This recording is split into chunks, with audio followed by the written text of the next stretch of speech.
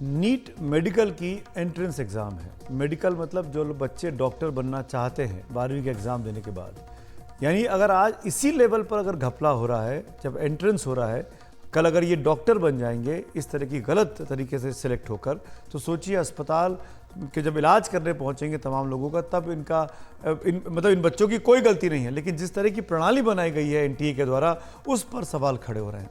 आज एक और बुरी खबर आई नीट से जुड़ी हुई।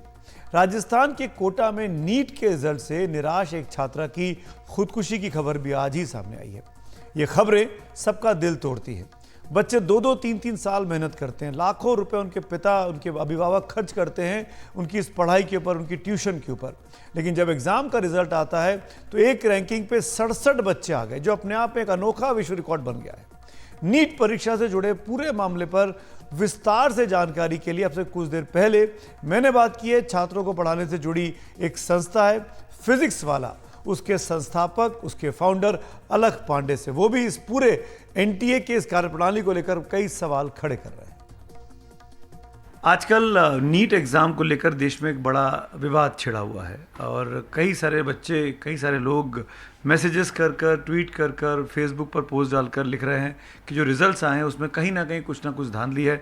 हमने सोचा कि इस बारे में बात की जाए और ऐसे शख्स को बुलाया जाए जो न सिर्फ बच्चों को पढ़ाता है इन एग्ज़ाम्स के लिए, बल्कि तैयार भी करता है और उनके हाथ में इन बच्चों का भविष्य भी रहता है। ऐसे ही व्यक्ति हैं हमारे साथ अलख पांडे साहब। स्वागत है आपका। फिज़िक्स वाला नाम की इंस्टीट्यूट चलाते हैं, बहुत से लोग आपको जानते होंगे।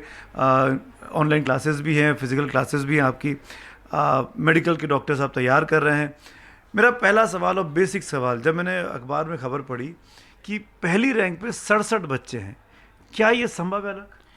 ये संभव, मैं भी पहली बार देख रहा हूँ। कुछ भी संभव हो जा रहा है। एनटीए ने ऐसे आंसर की निकाली है। 67 बच्चे 720 में से 720 नंबर लेके आए हैं और ये 67 बच्चे जो पूरा स्कोर कर लिए हैं, अब ये बच्चे भी भारत के टॉप मेडिकल कॉलेज में नहीं पहुंच पाएंगे, क्योंकि टॉप मेडिकल कॉलेज के अंदर भी जनरल की 46 सीट है। तो जो एक बच्चा मेहनत से 720 नंबर लाया होगा, इसमें से कुछ तो ऐसे होंगे जो सच में मेहनत से लाए होंगे, इशारे लाए होंगे, मुझे नहीं पता, वो एनटीए बताएगा। 720 पूरे नंबर लाया है। अब वो और आगे क्या करे कि वो टॉप मेडिकल कॉलेज में पहुंच जाए? या तो आप इसके बाद इंटरव्यू रखवा देते, या आप एक एडवांस का नया पेपर ले लेते, तो कुछ तो है नहीं, तो वो तो फंस गया।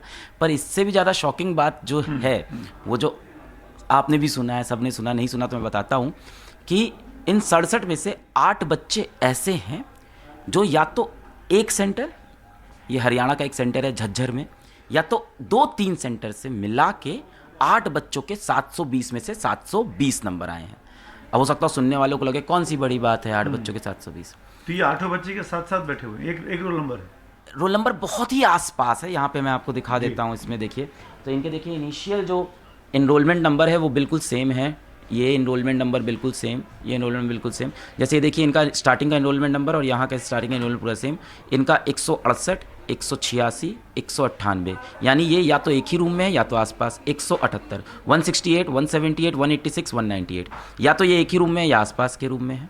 तो अमूमन एक हॉल में बहुत से बच्चे बैठते हैं। एक हॉल में भी हो सकते हैं, अगल बगल हॉल। फिर ये 333, 403, 460, ये भी सीरीज एकदम पास में है। तो ये झज्जर के 2-3 सेंटर से मिला के 8 बच्चों के 720 में से 720 आए। अब आप कहेंगे इसमें कौन सी बड़ी बात है, ठीक है 8 बच्चों के आ गए। मैंने सारी मैथ्स लगाई, ये होने की प्रोबेबिलिटी 1 करोड़ साल में एक बार होती है। 1 करोड़ साल में? तो हम लोग बहुत किस्मत वाले हैं कि एनटीए ने हमें ये वो साल दिखाया है जहां ये प्रोबेबिलिटी हो रही है। एक चीज अलग साहब समझाइए, इसमें कैसे पता लग रहा है कि सब एक ही सेंटर के बच्चे हैं? ये इनरोलमेंट नंबर देखिए इनका, नियरली ये झज्जर के सेंटर है। इस पूरा इनरोलमेंट नंबर सेम है। लास्ट की 3 डिजिट इनका नंबर 168, इनका 178, इनका 186, यानी यहाँ से यहाँ 10 का फर्क, यहाँ से यहाँ 8 का फर्क, यहाँ से यहाँ 12 का। तो आसपास ही रोल नंबर है इनके। क्या मतलब इनको चीटिंग कराई गई, इनको पेपर दिया गया, या इनको आंसर्स पता थे कि कहाँ पे उनको मार्क करना है? ये कैसे हुआ होगा? ये एनटीए को जवाब देना चाहिए कि ये क्या हुआ। इनमें से एक बच्चे से मेरी मुलाकात हुई है, क्योंकि मैं बच्चों को बहुत प्यार करता हूँ और ये बच्चों की ज़िंदगी का सवाल है, मैं नाम नहीं बता सकता। ठीक है। इसमें से एक बच्चे से मेरी मुलाकात क्यों हुई? फिजिक्स वाला से पढ़ाई करते थे और उनके 720 नंबर आए, तो वो मिलने आ गए 720। मैंने उनका अपने ऐप के ऊपर टेस्ट का स्कोर चेक किया कितने आते थे, तो उनके कभी 630 आते थे, कभी 650, कभी 610।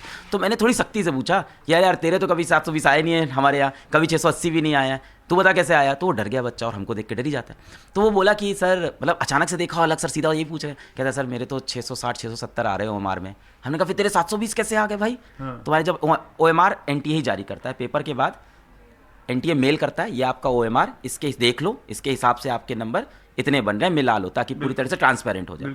जब उसको वो बच्चा मिला रहा है तो उसके 660 से 670 नंबर आ रहे हैं, और जब एनटीए ने खुद ही उसको मेल करके रिजल्ट भेजा, उसमें 720 नंबर आ रहे हैं उस बच्चे के। ये कैसे हो सकता है? अब मैंने 670 का 720। मैंने उस बच्चे से पूछा कि क्या भाई, क्या था, क्या चीटिंग है, क्या कुछ सेटिंग थी, क्या आसपास रोल नंबर बैठाए थे?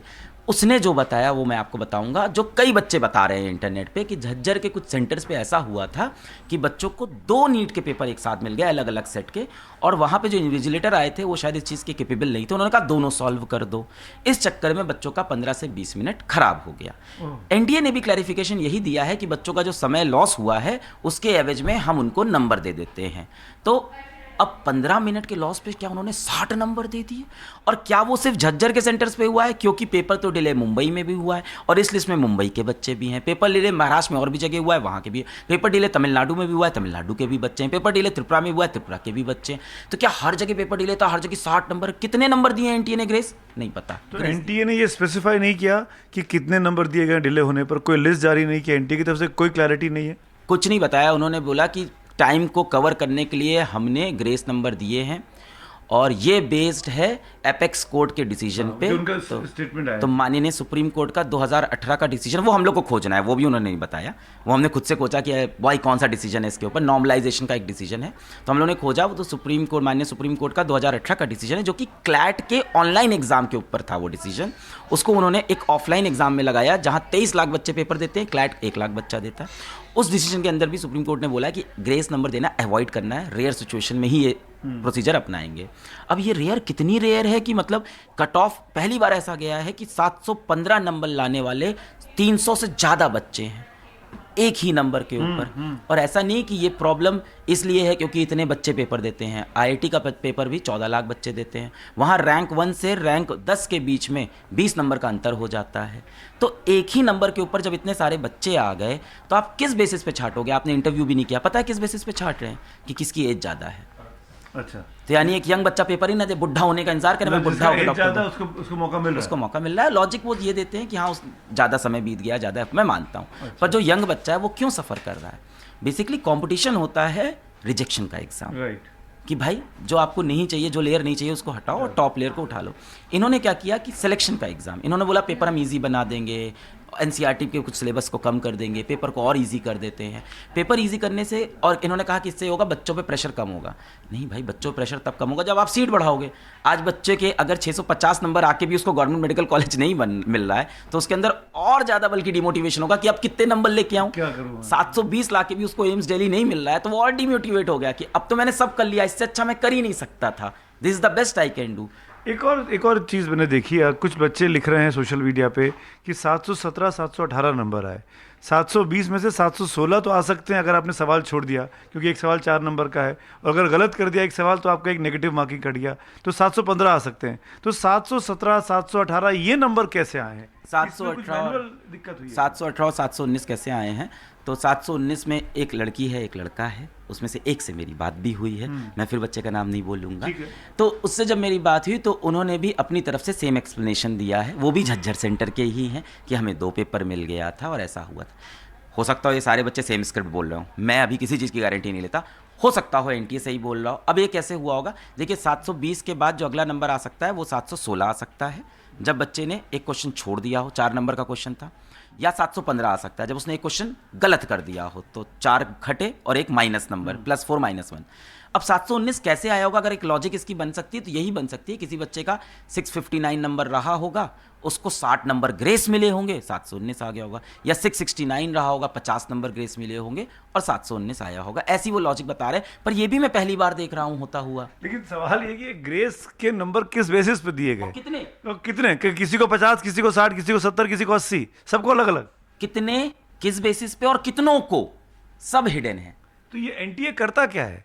एनटीए जो एग्जाम करा रहा है, एक तो इसका मतलब हर चीज़ में घपला लग रहा है। आपकी बातें सुन के तो लगता है, और छात्रों के दुख दर्द को देख के लगता है कि ये नेशनल टेस्टिंग एजेंसी जो है, ये इसकी भी इसका भी टेस्ट होना चाहिए कि आप इस लायक हो कि नहीं हो। अब देखिए इस बारे में मैं क्या कमेंट करूं, क्योंकि देश के सारे बच्चों का भविष्य उनके हाथ में है। हमारी तो यही एक्सपेक्टेशन है कि वो कम से कम लिस्ट जारी करे कितने बच्चों का नॉर्मलाइजेशन किया है, नॉर्मलाइजेशन का क्या प्रोसेस अपनाया है, और कम से कम उसको बाहर रखें, हम समझ पाएँ वो फेयर है भी कि नहीं। मेरे को नहीं लगता 80 नंबर, 85 नंबर, 100 नंबर देना फेयर है एक बच्चे को। 100 नंबर देने से 3-3 लाख रैंक बदल जाएगी बच्चे की, 3 लाख रैंक बदल गई। एक बच्चा जो मेहनत से 650 लेके आया, एक बच्चा जो 620 पे बैठा था, आपने उसको 60 नंबर भेज दिया, वो 680 पे पहुंच गया। तो 650 वाले की इसमें क्या गलती, उसे क्यों पनिश कर रहे हैं? आपका ये कहना है कि अगर बच्चे का 15 मिनट खराब हुआ तो उस 15 मिनट के एवरेज में मैं उसको इतने नंबर दे दूंगा, ठीक है। और आप कह रहे हो कि हम उसको इस बेसिस पे दें, जो माननीय सुप्रीम कोर्ट का डिसीजन है वो, अब एनटीए ने उसको कितना फॉलो किया वो बता भी नहीं रहे, मैं तो अभी उस कोर्ट के डिसीजन को पकड़ रहा हूँ। उसमें ये कहा गया था कि हम जितना पेपर उसने अटेम्प्ट किया उसमें जो एफिशिएंसी है, बचे हुए समय में जितने क्वेश्चन वो कर सकता था उसकी जो एफिशिएंसी होती है उस पर नंबर दे देते। नीट में ये चीज़ आप नहीं लगा सकते, क्यों? क्योंकि नीट में बच्चा सबसे पहले बायोलॉजी अटेम्प्ट करता है और बच्चा वही क्वेश्चन अटेम्प्ट करता है जिस पे वो श्योर होता है और तेजी से अटेम्प्ट कर ले जाता है, तो उसकी एक्यूरेसी बहुत हाई होगी। शायद उसकी एक्यूरेसी 100% रहे शुरुआत में, या हो सकता हो 80% रहे, तो उसको बचे हुए सेक्शन पे भी 80% मिल रहा है। बच्चा गलती करता है फिजिक्स और केमिस्ट्री के सेक्शन में आके सबसे ज़्यादा, और वहाँ लगता है सबसे ज़्यादा समय भी, आपने वहां पे उसको उठा के ग्रेस दे दिए। अभी उन्होंने क्लैरिफाई भी नहीं किया ग्रेस कैसे दिए हैं। ऐसा तो नहीं है कि 15 मिनट के एवरेज में उन्होंने सोचा कि 15 क्वेश्चन कर सकते थे तो 15 चौके 60 नंबर सीधे तो नहीं दिए। तो एक बार वो क्लैरिफिकेशन सामने आए तो समझ में आएगा। और क्या ये सब सिर्फ ग्रेस नंबर से हुआ है, एक बार आप बताएं तो। क्या कितने लोग को ग्रेस दिया? 5000 को, 10,000 को? अगर 5000 10,000 को ग्रेस दिए, नहीं, कुछ भी नहीं पता है कितने लंबे बच्चों को ग्रेस दिया। 23-24 लाख बच्चे अपीयर हुए, फर्स्ट रैंक पर 67 बच्चे आए। एम्स दिल्ली में टॉप 46 आते हैं जनरल कैटेगरी। चलिए, तो बाकी के जो 20 बच्चे बचे फॉर एग्जांपल, या 19 बच्चे बचे, 18 बच्चे बचे जो नंबर 1 रैंक भी हैं और उनको एम्स दिल्ली नहीं मिलेगा, वो कहाँ करेंगे, वो कहाँ जाएंगे? बाकी कॉलेजेस में जाएंगे और क्या कर सकते हैं। मतलब मजबूरी का नाम, हाँ, like वीएमएमसी में जाएंगे, डिफरेंट कॉलेज में, जो बाकी तो ऐसा नहीं पर आदमी तो कोशिश, आप नंबर 1 किस लिए आता है कि नंबर 1 इंस्टीट्यूट में पढ़े, इसीलिए आता है। बिल्कुल सही बात है। तो मतलब उनका फ्रस्ट्रेशन लेवल कितना होगा? एक बच्चे ने 3-4 साल मेहनत की इस एग्जाम को अपियर करने के लिए, क्लियर करने के लिए, अब टॉप पर भी आ गया और फिर भी वो टॉप मोस्ट कॉलेज में नहीं पढ़ सकता है। अब जो उसका सही में 720 होगा उसका फ्रस्ट्रेशन मैं समझ सकता हूँ, पर जिसका ओएमआर के अंदर 670 690 है वो 720 पे पहुंचा है, मुझे नहीं लगता उसका फ्रस्ट्रेशन ज़्यादा होगा। वो तो बल्कि खुश होगा कि मुझे ये नहीं तो कम से कम वीएमएमसी तो मिल जा रहा है, तो उसका तो फ्रस्ट्रेशन नहीं होगा। मैं आपको बता रहा हूँ कि नीट में आज तक 720 नंबर हर साल या तो 1, 2 या 3 बच्चे का। इन्होंने कहा पेपर बहुत इजी था इस साल का, मैं एक शिक्षक की तरह बता रहा हूँ, पिछले साल से बहुत ज़्यादा इजी पेपर भी नहीं है। चलिए, एक बात ये हुई थी कि एक क्वेश्चन के अंदर उन्होंने 2 ऑप्शन को करेक्ट मान लिया, जिससे 5 नंबर बहुत से बच्चों को एक्स्ट्रा मिले। तो मैं उससे मानता हूँ कि हो सकता है 10-12 बच्चों के 720 आते, 67 बच्चों के 720। और अगर आप कह रहे हो, आपका ही ये कहना है कि पेपर इजी था, सबने 720 स्कोर किया, तो ये भी तो बहुत बड़ा फ्लॉ है। इतना इजी पेपर आप क्यों बना रहे हो जहाँ पे जितनी सीट ही नहीं है उससे ज़्यादा बच्चों के 720 नंबर आ रहे हैं? और कहानी 720 पे नहीं खत्म हो रही, कहानी नीचे है। 715 स्कोर पे 350 बच्चा बैठा हुआ है, उसकी रैंकिंग किस हिसाब से दी? किसकी उम्र ज़्यादा है। तो यानी यंग बच्चा है वो बुढ़ा हो जाए और फिर आके मेडिकल का एग्जाम लिखे कि अब मुझे अच्छा कॉलेज मिलेगा। और ये जितना आप नीचे जाते जाएंगे स्कोर में उतना बल्किंग होता जाएगा। 680 नंबर पे 1100 बच्चा है जिसके 680 नंबर आए हैं। तो आपने ना, जो एग्जाम का काम क्या होता है, एग्जाम फिल्टरिंग होती है, तो आप फिल्टरिंग कर ही नहीं पा रहे हो ना। आप तो लास्ट में चिट निकाल रहे हो कि अब बताओ इसमें से किसकी उम्र ज़्यादा है, उसको कॉलेज मिल जाएगा। कुल मिलाकर नेशनल टेस्टिंग एजेंसी के ऊपर भी बहुत से सवाल खड़े हो रहे हैं। एक चीज़ और पूछना चाहूँगा अलग, इसके पहले कि हम इस चर्चा को ख़त्म करें, क्या कोई जांच होनी चाहिए? पहली चीज़। दूसरा, क्या ये एग्ज़ाम दोबारा होना चाहिए? क्योंकि इतने सारे बच्चों के साथ गड़बड़ी हो रही है, और क्या दोबारा एग्ज़ाम 24 लाख बच्चों का संभव है अब जबकि हम जून के बीच में बैठे हुए हैं? देखिए, मेरे कहने से दूसरा बार एग्जाम हो नहीं जाएगा। संभव है कि नहीं ये एनटीए को समझ में आएगा, क्योंकि वो इतनी बड़े ऑर्गेनाइजेशन है, देश के सबसे बेस्ट ब्यूरोक्रेट्स आपके लिए काम करते हैं। तो आप ये, सबसे ज़्यादा बजट भी आप ही के पास है, हमसे तो ज़्यादा होगा, तो आप ये डिसीजन लेने में ज़्यादा समर्थ होगे कि क्या बेस्ट डिसीजन होगा। रिव्यू की ज़रूरत है। इसके सिवा एक और मैटर जो पूरी तरह से दबा हुआ है वो है 4 मई को पटना में जो नीट का पेपर लीक हुआ है, जिसकी FIR कॉपी सामने आई जिसमें लिखा हुआ है कि नीट का पेपर लीक हुआ। 2 दिन बाद 3 दिन बाद फिर न्यूज़ेज आती हैं कि हम श्योर नहीं है पेपर लीक हुआ है कि नहीं, हम मिलान कर रहे हैं पेपर का। आप मेरे को दो, मैं 15 मिनट में मिलान करके बता दूंगा दोनों पेपर से ऊपर हो गया। मैं 15 मिनट, 1 महीना लग रहा है आपको मिलान में, 15 मिनट बता दूंगा कि ये पेपर लीक है कि नहीं। और अगर लीक नहीं है तो 13 लोग को अरेस्ट क्यों किया? अगर लीक है तो कितने बच्चों के पास पेपर पहुंच गया था 4 मई को, जिनके पास पहुंचा था उनके क्या नंबर आए हैं? तो ये सारी चीज़ें कहीं ना कहीं संशय तो पैदा करता है बच्चों के मन में। और अब बच्चे डर रहे हैं कि मैं डॉक्टर बनने का एग्जाम अगले साल दूं कि ना दूं, ये प्रोसेस कहीं सही है भी कि नहीं है। और हम डॉक्टर बना रहे हैं, ऐसा नहीं है कि किसी और जो इलाज करेंगे, आपका पूरा देश उस पर डिपेंडेंट। जब कोविड आता है डॉक्टर हमें बचाते हैं, नेशनल सिक्योरिटी का मैटर होना चाहिए ये, और हम डॉक्टर बनाने में इस तरह से बिहेव कर रहे हैं। बहुत बड़ा घपला, बहुत बड़े घपले का अंदेशा दिखाई देता है इस बार नीट के इस एग्ज़ाम को लेकर। जो जितना बड़ा विवाद खड़ा हो गया है, इसको जितनी जल्दी सुलझा दिया जाए वो बहुत ज़रूरी है, क्योंकि देश का युवा, देश का बच्चा आजकल अपनी पढ़ाई को लेकर, अपनी नौकरी को लेकर बहुत परेशान घूम रहा है। और हर रोज़ इस तरह के मैसेजेस आते हैं कि बच्चों ने किसी न किसी वजह से इस तरह के एग्ज़ाम्स में अगर वो सफल नहीं हो पाते हैं तो एक्सट्रीम स्टेप तक उठा लेते हैं। ऐसे लोगों को, ऐसी चीज़ों को ख़त्म करने के लिए बहुत ज़रूरी है कि एनटीए जैसी एजेंसीज जो हैं, उसको चलाने वाले जो लोग हैं, उनके कंडक्ट पर भी सवाल खड़े हों। इस पूरे मामले की, कम से कम ये जो मेडिकल का एग्ज़ाम नीट का हुआ है, इसकी जांच ठीक से हो। और अगर कुछ नहीं, अगर एग्ज़ाम दोबारा नहीं हो सकता है तो कम से कम वैल्यूएशन का प्रोसेस एक बार जो किया गया है उसको पब्लिक डोमेन में डाला जाए कि किस तरीके से जो उन्होंने ग्रेस मार्क्स दिए हैं उसका क्या फॉर्मूला निकाला गया है। कम से कम इतना तो करा जा सकता है ताकि 22-23 लाख बच्चों को सेटिस्फाई किया जा सके, उनके पेरेंट्स को सेटिस्फाई किया जा सके। थैंक यू अलग हमसे बात करने के लिए। आई होप कि ये जो छोटी सी कोशिश हम और आप मिलकर कर रहे हैं, इसके ज़रिए हम अपनी इस शिक्षा प्रणाली को कुछ दुरुस्त करने के लिए सरकार का, प्रशासन का, तमाम ब्यूरोक्रेट्स के, उनकी आंखें खोल सकें। मैं एक बात लास्ट बोलूँगा, एनडीटीवी का भी बहुत बहुत धन्यवाद, क्योंकि कोई न्यूज़ चैनल इस न्यूज़ को पिक भी नहीं कर रहा है इस समय। किसी को 23 लाख बच्चों की ज़िंदगी का इंपॉर्टेंस दिख ही नहीं रहा है। तो कम से कम आपका शुक्रिया, आपके चैनल का शुक्रिया कि आप इस न्यूज़ को कम से कम हाईलाइट तो कर रहे हैं। बहुत धन्यवाद। थैंक यू अलग, थैंक्स फॉर वॉचिंग। तो सुना हमने, बहुत बड़ा चिंता का विषय है ये नीट का एग्ज़ाम, और इसको लेकर छात्रों में काफ़ी ज़्यादा इस वक्त रोष बना हुआ है।